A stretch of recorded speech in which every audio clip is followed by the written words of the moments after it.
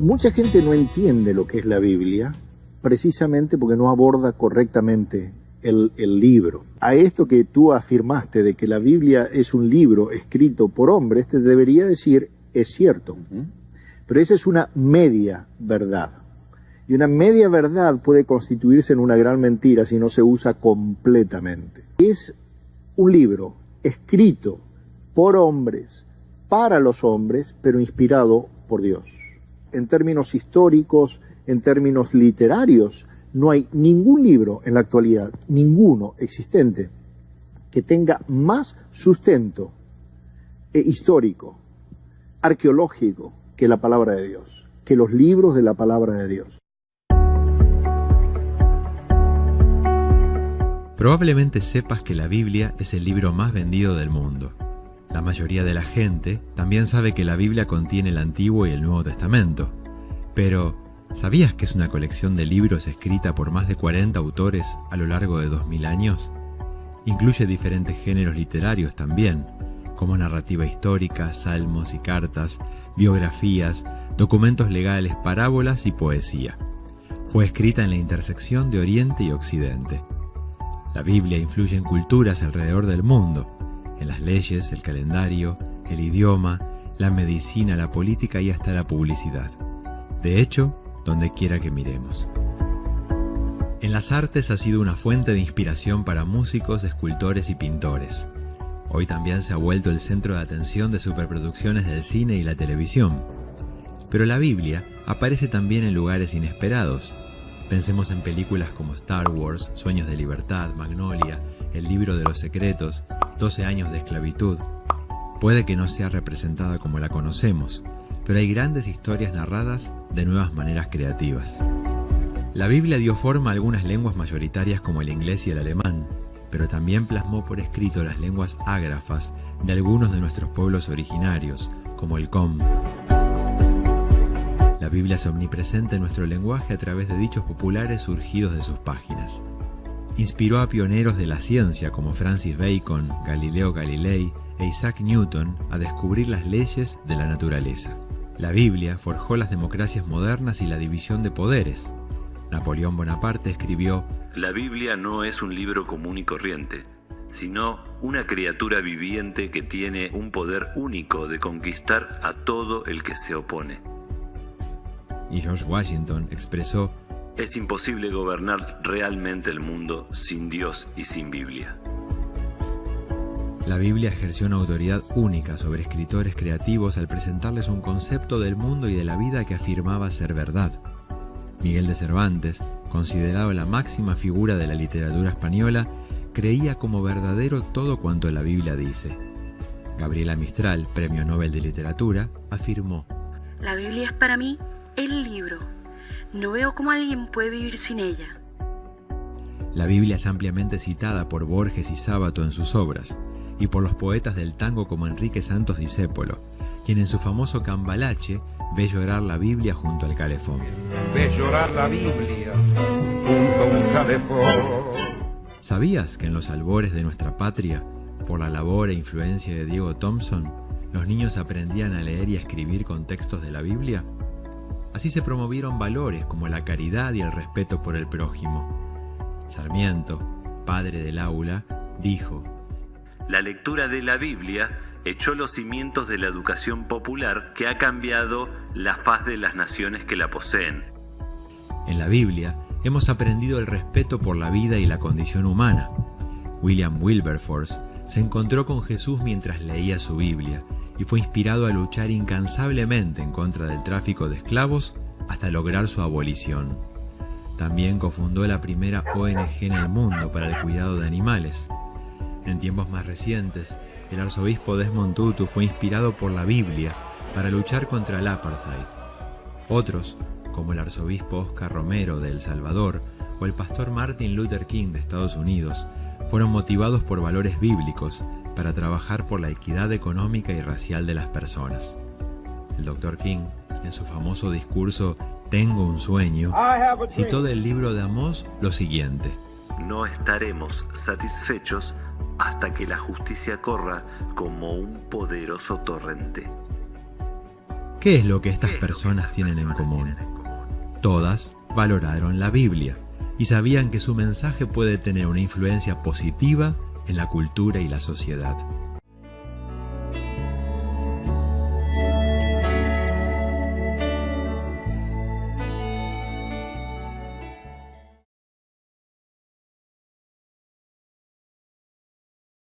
La literatura y su capacidad de transformar al ser humano y la propia historia. En ese encuentro con la creación literaria se genera una dinámica de transformación del pensamiento humano. El lector descubre realidades o mundos que va descifrando y entendiendo poco a poco, observando las conexiones entre la realidad y los personajes, las situaciones que ocurren en torno a ellos, la forma como se desencadenan los acontecimientos, los misterios, las preguntas, los aspectos éticos y morales de las historias. Todo esto provoca un cambio, un enriquecimiento en la mente y del pensamiento del lector, que le permite ver la realidad y el mundo de formas diferentes. La Biblia como obra de arte y como valiosa joya literaria. Si existe algo que muchos de nosotros desconocemos de la Biblia, es que ella no es solamente un libro religioso o moral, un documento para saber qué es lo bueno o lo malo, o conocer las historias que acontecieron en torno al pueblo de Israel. Todo estudiante de las Escrituras debe descubrir en la palabra de Dios un elemento crucial y fundamental para su profunda exploración y la revisión de la misma, la naturaleza artística de la Biblia.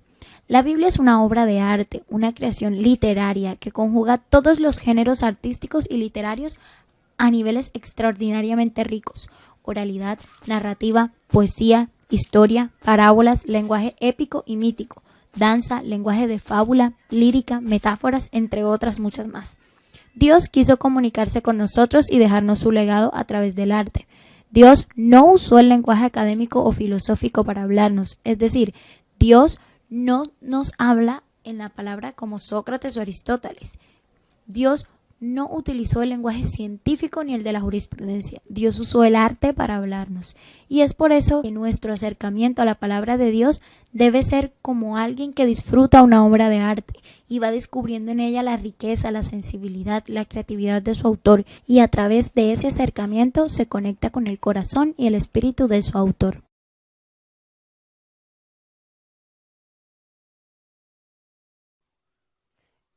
Esta es la Biblia.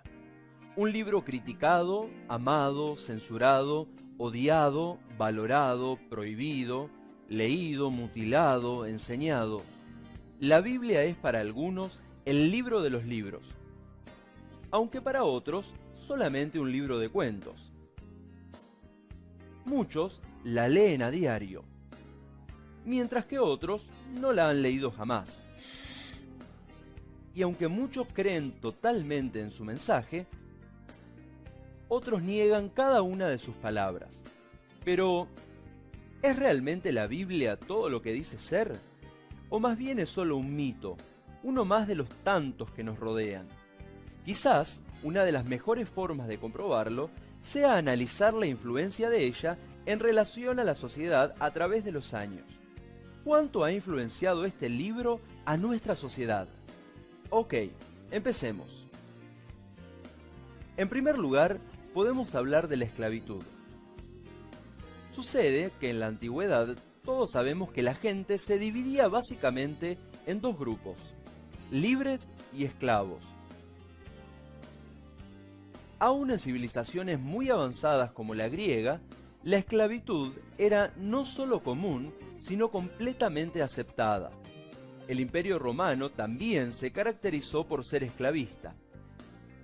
De hecho, algunos números nos hablan de que para el siglo I a.C., en Roma la población esclava igualaba en cantidad a la parte libre.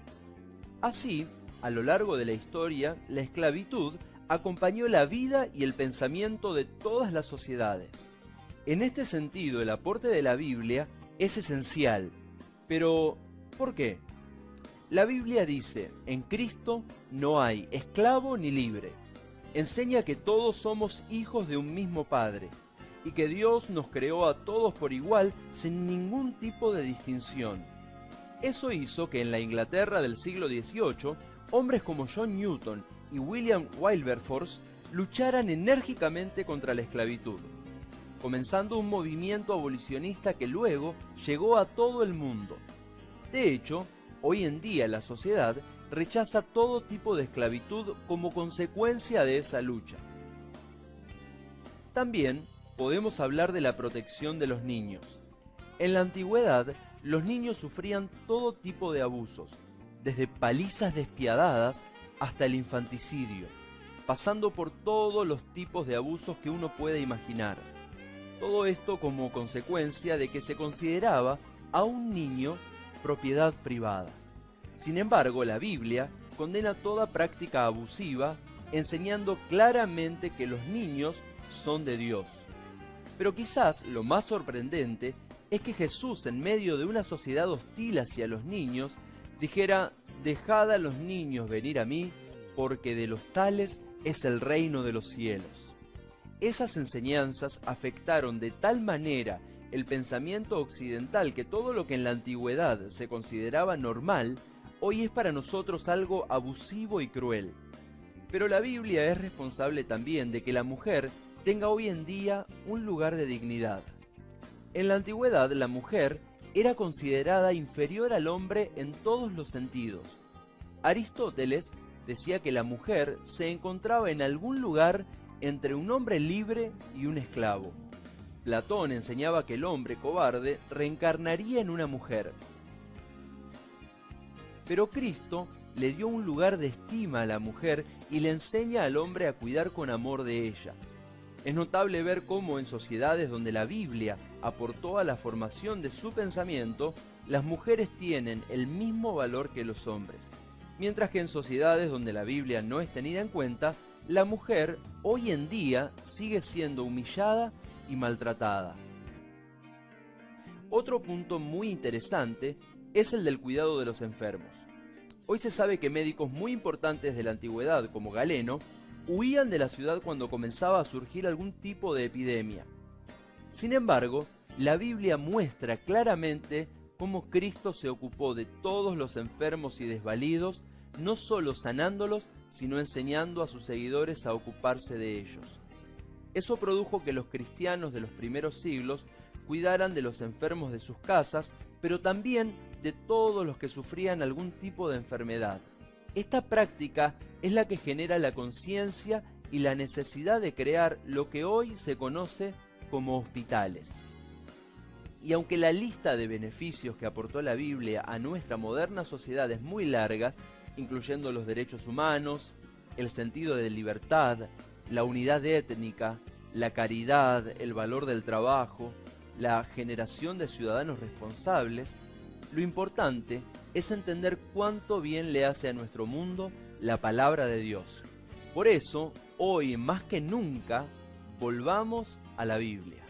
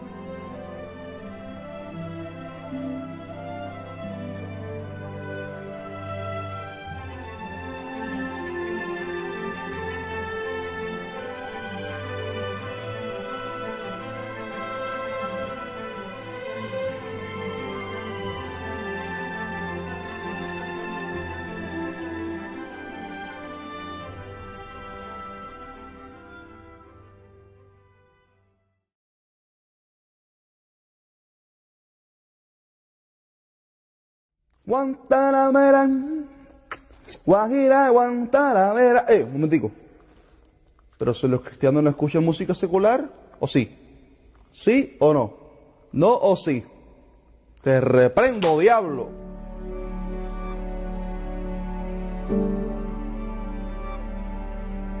¿Qué tal? Bienvenido a ¿Qué dice la Biblia? Y hoy quiero hablarte acerca de la música secular. ¿Puede un cristiano oírla? ¿Será pecado? Bueno, para comenzar, Dios hizo la música. Apocalipsis habla sobre los 24 ancianos que tienen arpas en el cielo. También en Ezequiel la Biblia describe cuando Lucifer fue creado. Dice que hubo música en el cielo. El problema es que Satanás corrompió la música a través de un hombre. Génesis 4:20 habla acerca de Jubal, el cual fue padre de todos los que tocan arpa y flauta. El problema es que Jubal era el octavo descendiente de Caín, a quien Dios había maldecido. También su nombre significa el que fluye, pero en el hebreo la palabra que se usa es tafaz, que significa manipular, capturar y apresar. O sea, el que fluye mediante la manipulación. Esto me recuerda mucho a lo que Satanás hace hoy mediante la música secular para sumergir a los jóvenes en el suicidio, las drogas, la violencia y el sexo pervertido. Pero no solamente la Biblia habla acerca de esto, sino que también la ciencia ha apoyado esta verdad. Hace un tiempo un científico japonés llamado Masaru Emoto hizo un experimento con las moléculas de agua. Él las ponía sobre recipientes bajo observación y luego les ponía distintos tipos de música. Cuando se reproducía una música satánica de violencia o terror, las moléculas tomaban formas visibles muy espantosas, pero cuando se les ponía una música deleitante y espiritual, las moléculas tomaban hermosas apariencias. Y tú me dirás, bueno, pero ¿qué tiene que ver esto conmigo? Pues te digo que mucho, pues los médicos dicen que nuestro cuerpo está compuesto en un 60 o 70% de agua, de manera que la música que escuchas afectará positiva o negativamente tu comportamiento, relaciones, decisiones y carácter. No es casualidad que los jóvenes que escuchan músicas violentas como el heavy metal terminan actuando violentamente. En conclusión, Dios hizo la música, Satanás la corrompió mediante Jubal. La ciencia ha comprobado lo que la Biblia nos enseña, que la música interfiere y ministra nuestra mente y cuerpo. La música secular apresa, manipula y ministra los poderes de Satanás sobre los que la escuchan. Nunca nos invita a alabar a Dios ni a consagrarnos para Él. ¿Te has puesto a pensar cómo te sientes cuando escuchas una música secular? ¿Te has dado cuenta que la secular no llena tu espíritu? Solo alimenta tu carne, haciéndote recordar cosas del pasado, transmitiendo lenguajes de sexo, etc. Mas cuando escuchas una adoración a Dios, si realmente eres cristiano, te darás cuenta que esa música te lleva al tercer cielo. Hace que veas el pecado como algo despreciable y te inclina a alabar a Dios. Ese es el propósito de la música espiritual. Pablo nos dice en Efesios 5:18, no os embriaguéis con vino, en lo cual hay disolución. Antes bien, sed llenos del Espíritu. ¿Escucharon eso? Llenos del Espíritu. Y ahora nos da la receta. ¿Cómo? Hablando entre vosotros con salmos, con himnos y cánticos espirituales, cantando y alabando al Señor en vuestros corazones. ¡Wow! Así que la música espiritual va a llenarme del Espíritu Santo. Claro que sí. Ese es el propósito con el cual Dios creó la música, para darle gloria a Él y conectarnos con el tercer cielo. Tú decides hoy qué escuchar. La Biblia dice que la fe viene por el oír, y el oír por la palabra de Dios. De manera que cuando escuchas la palabra de Dios, eso limpia tus oídos y va creando fe en ti. No obstruyas esa palabra, ensuciando tu audición espiritual y física con la música secular. Dios te bendiga.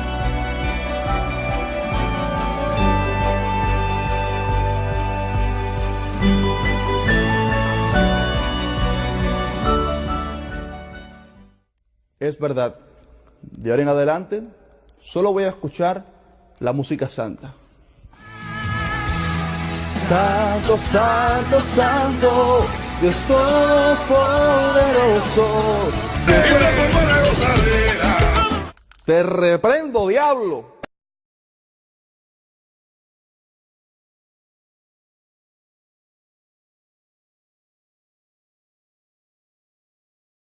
Dios les bendiga. El día de hoy hablaremos sobre cómo es la Biblia y cómo usarla en nuestras vidas, así que comencemos.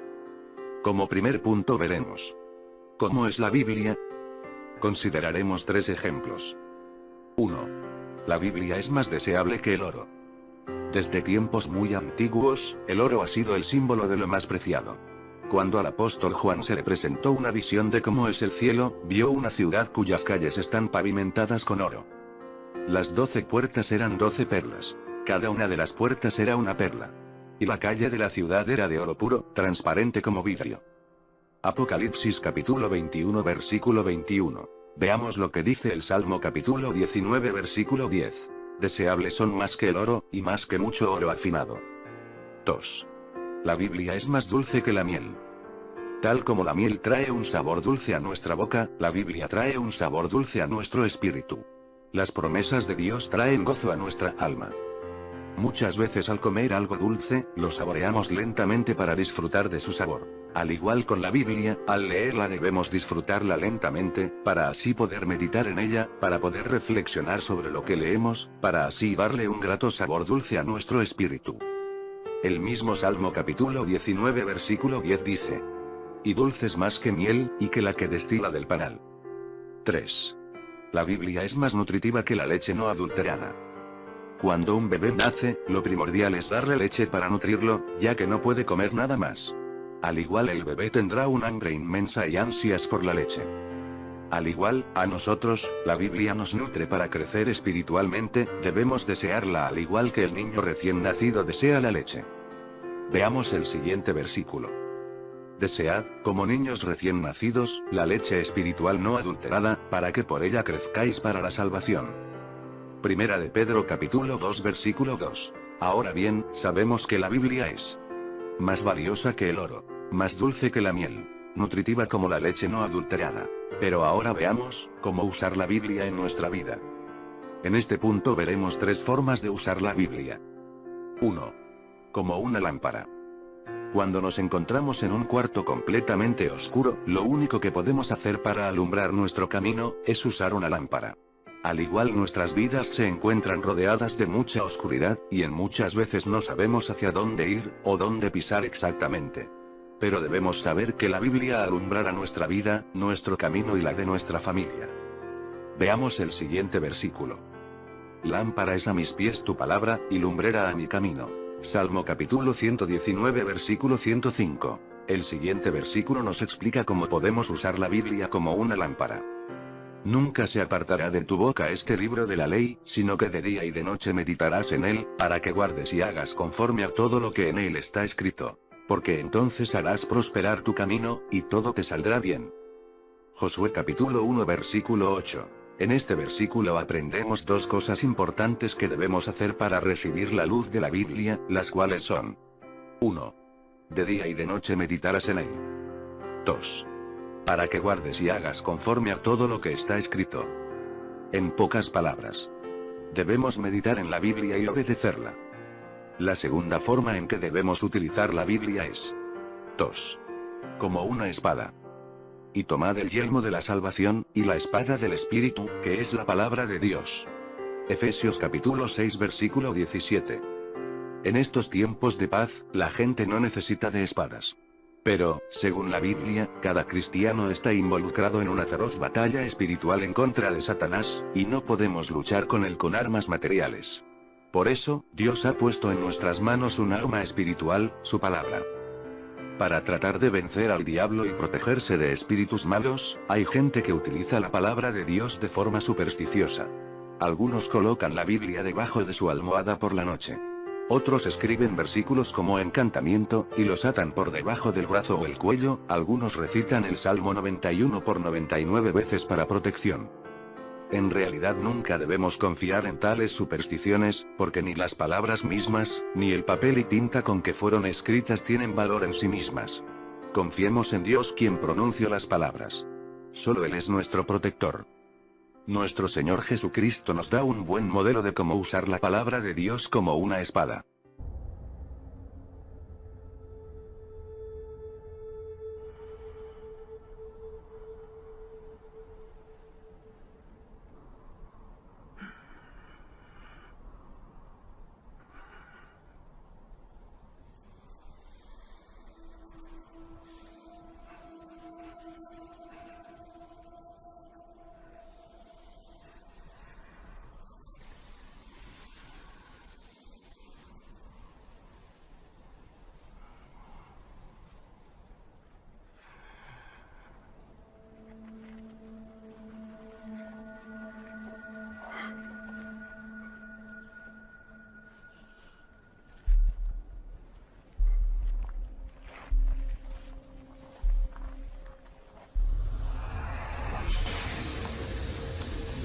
Satanás.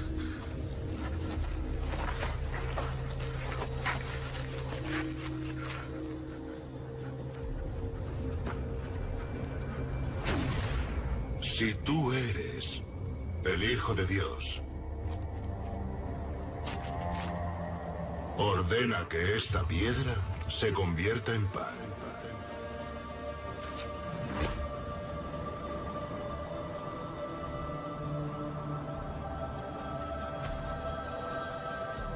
No. Solo de pan vive el hombre, sino de la palabra que sale de la boca de Dios.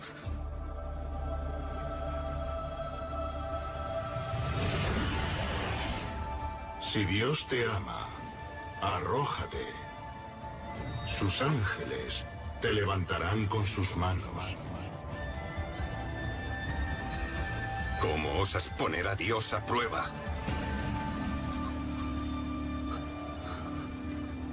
Si me veneras y te postras ante mí, te daré el mundo entero.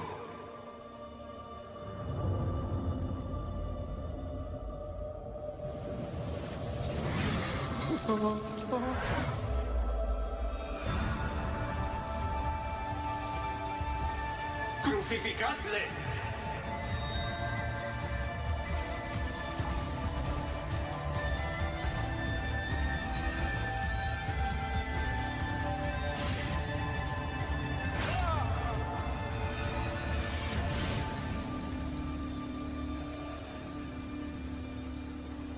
Apártate de mí, Satanás.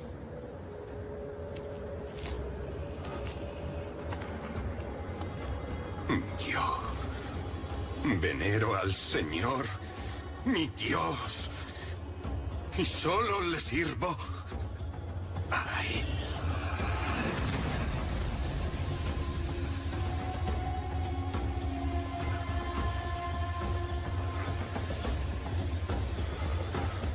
Las tentaciones de Satanás entran por medio de nuestras mentes. De modo que es importante que guardemos la palabra de Dios en nuestras mentes y en nuestros cuerpos, luego podemos usarla como espada cuando el diablo nos tiente. Veamos algunos ejemplos. Satanás. Mienta para conseguir lo que quiera. Palabra de Dios.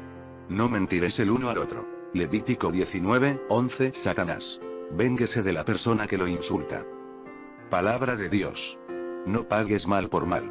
Romanos 12:17. Satanás enojese con sus hijos. Palabra de Dios. Quítense de vosotros todo enojo. Efesios 4:31. Hasta ahora hemos visto dos formas de cómo usar la Biblia, veamos la tercera. 3. Como una carta. La Biblia es como una carta escrita por Dios a sus hijos. Ella muestra su carácter, nos instruye cómo vivir. Pero sobre todo, la carta nos asegura su gran y maravilloso amor. Muchas veces somos lentos y perezosos para leer la carta de Dios a nosotros. Pero debemos saber que contiene muchas declaraciones de su amor. Veamos algunos ejemplos. Con amor eterno te he amado. Jeremías capítulo 31 versículo 3. ¿Se olvidará la mujer de lo que dio a luz, para dejar de compadecerse del hijo de su vientre? Aunque olvide ella, yo nunca me olvidaré de ti. Isaías capítulo 49 versículo 15. No te desampararé, ni te dejaré. Hebreos capítulo 13 versículo 5. Mira que te mando que te esfuerces y seas valiente. No temas ni desmayes, porque Jehová tu Dios estará contigo en donde quiera que vayas. Josué capítulo 1 versículo 9. Los invito a leer la palabra de Dios, síganla, con toda fe, ya que el Señor nos la brinda para de ella aprender, nutran su espíritu de ella, y fortalezcanlo, solo mediante su palabra lograremos vivir con plenitud, paz y con amor. Espero que les haya gustado el vídeo. Dios los bendiga, hasta la próxima.